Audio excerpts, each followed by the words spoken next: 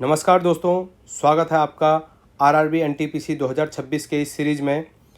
अभी जो exam conduct हुआ है आरआरबी एनटीपीसी का, उसके सबसे डिफ़िकल्ट शिफ्ट्स को हम पहले क्वेश्चन कर रहे हैं।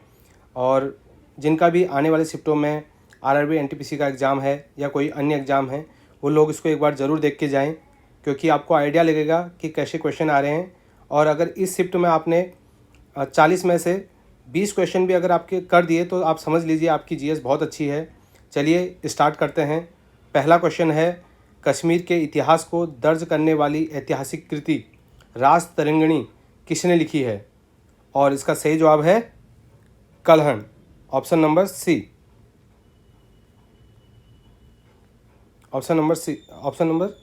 Sorry. Question number 2, which dynasty ruler ruled over Kannauj during the tripartite struggle? त्रिपक्षीय संघर्ष के दौरान कन्नौज पर किस राजवंश ने शासन किया? और इसका सही आंसर है गुर्जरा Pratihara. Question number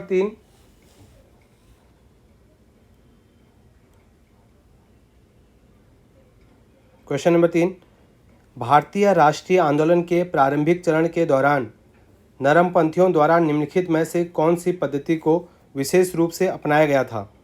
Which of the following methods was specifically adopted by the moderates during the early phase of Indian national movement? और इसका सही आंसर है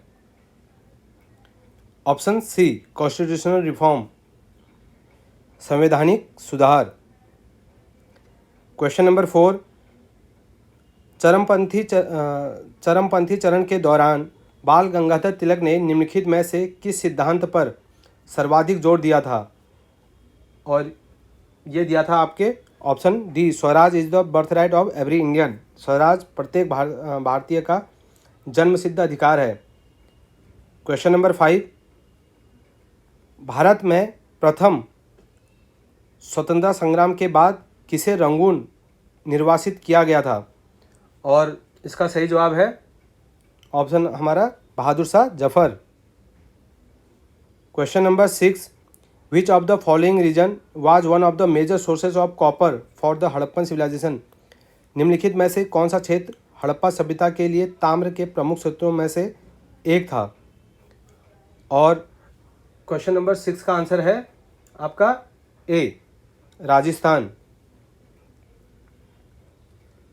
क्वेश्चन नंबर 7, प्रारंभिक बौद्ध साहित्य के अनुसार राजा बिंबिसार के शासनकाल के दौरान मगध राज्य में कितने गामा मीन्स गांव विद्यमान थे?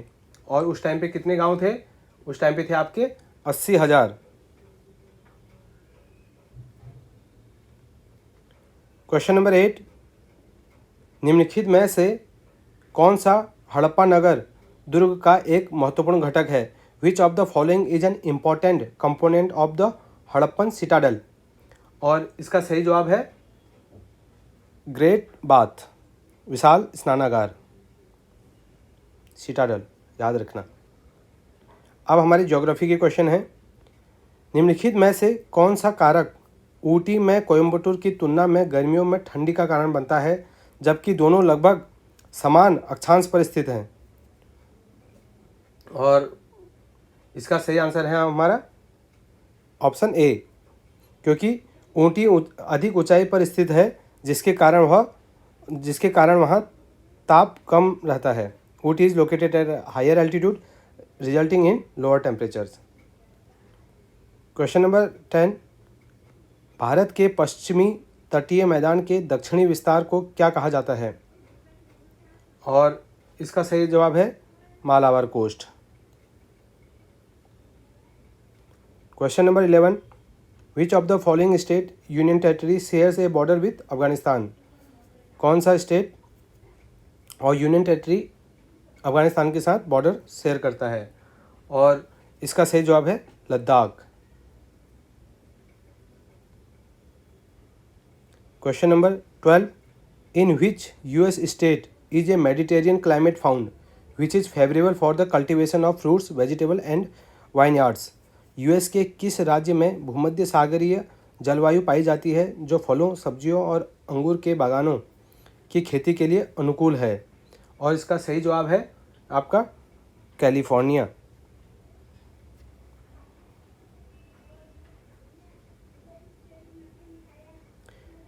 Question number 13, according to the 2011 census, which of the following states showed a negative decadal population growth rate between 2001 and 2011? 2011 की जनगणना के अनुसार निम्नलिखित में से किस राज्य ने 2001 और 2011 के बीच ऋणात्मक दशकीय जनसंख्या वृद्धि दर दर्शाई? और इसका सही जवाब है आपका Nagaland. Question number 14, in which union territory of India is Barren Island located, which saw 2 volcanic eruption in 2025? बैरन द्वीप, जिसमें 2025 में 2 ज्वालामुखी विस्फोट हुए थे, भारत के किस केंद्र शासित प्रदेश में स्थित हैं? और ये हैं आपके अंडमान एंड निकोबार आइलैंड में। अब पॉलिटी से रिलेटेड क्वेश्चन है। भारतीय संविधान में किस संवैधानिक संशोधन के माध्यम से उद्देशिका में समाजवादी शब्द जोड़ा गया? Through which constitutional amendment was the word socialist added to the preamble of the Indian constitution? और इसका सही जवाब है आपका ऑप्शन ए।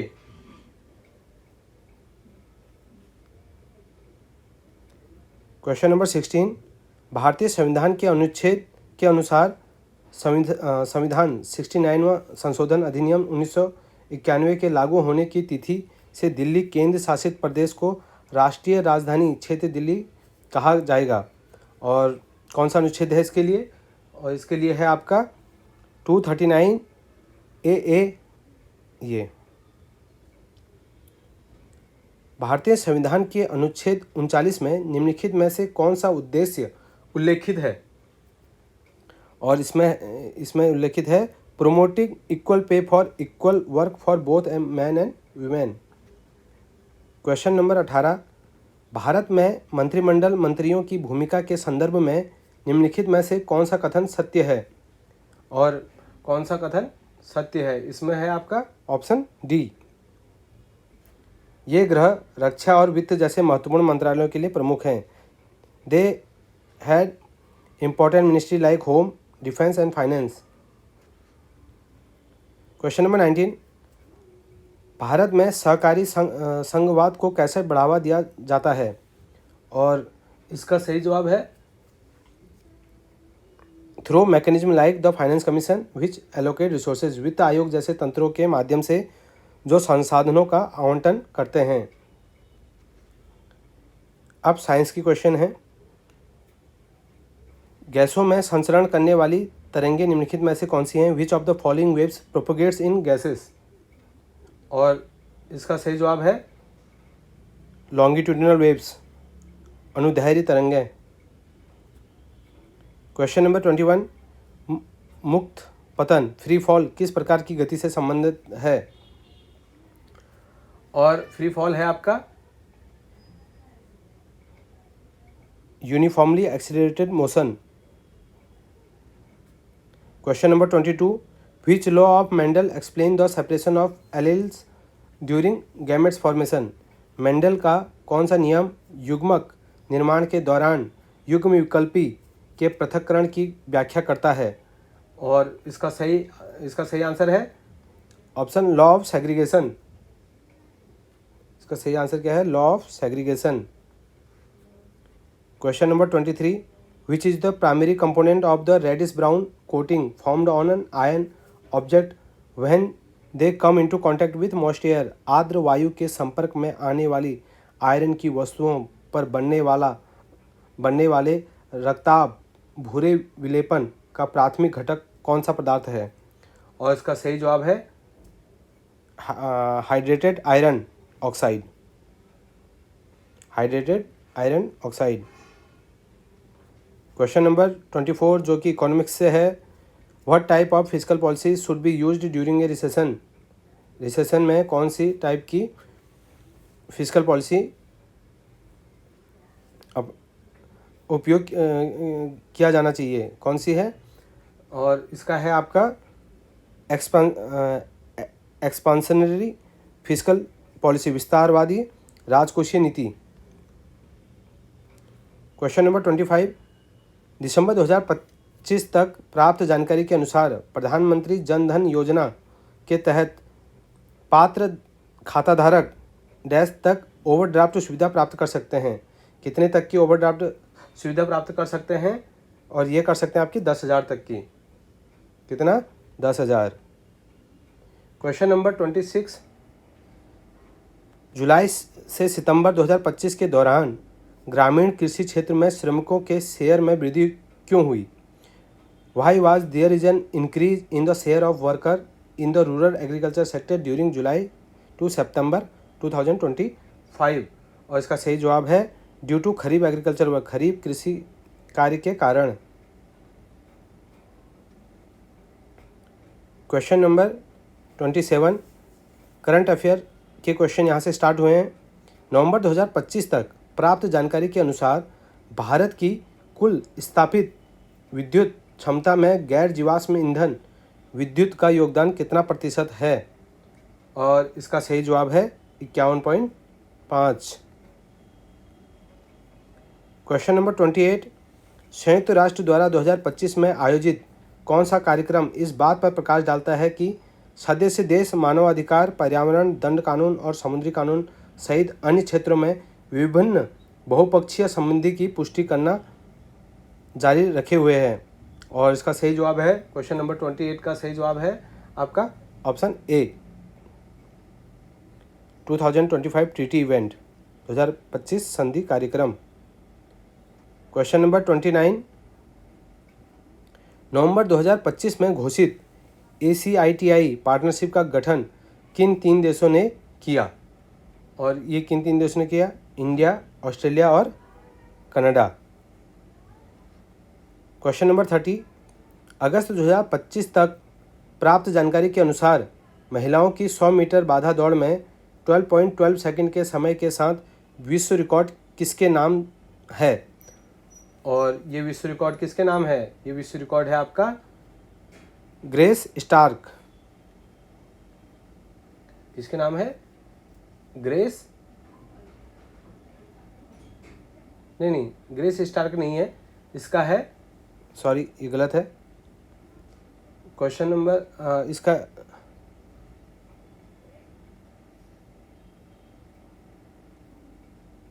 हंड्रेड मीटर में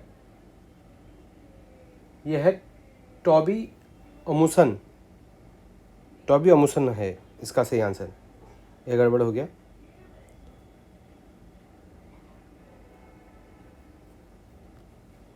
और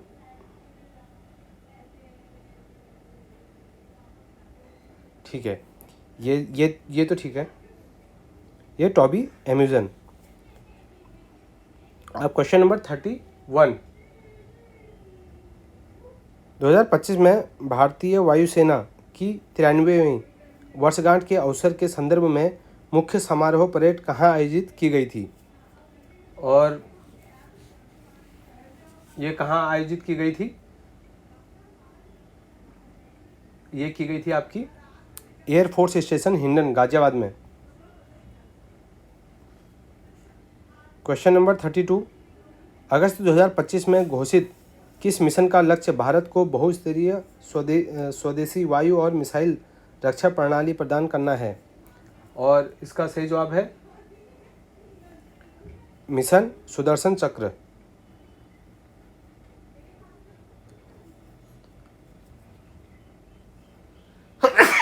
माफ करना, आप इन्वायरमेंट से रिलेटेड क्वेश्चन है।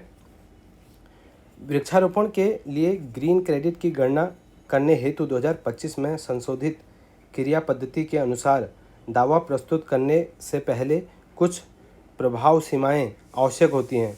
पात्रता का सही युग्म कौन सा है? और इसका सही जवाब है option B, 5 year restoration plus 40% canopy density. Question number 34 miscellaneous topic से है।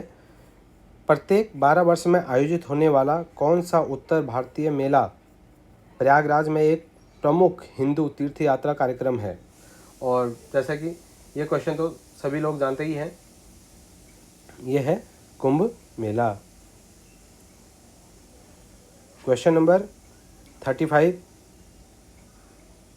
डेस्कटॉप पर एक फाइल को सिलेक्ट किया गया है, डिलीट की दबाने से मुख्य रूप से क्या होगा।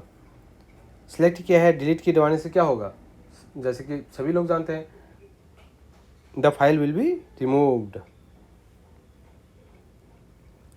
Question number 36, Windows operating system का कौन सा मुख्य घटक मेमोरी प्रबंधन और प्रोसेस शेड्यूलिंग जैसे निम्न स्तरीय कार्यों को संभालने के लिए उत्तरदायित्व है।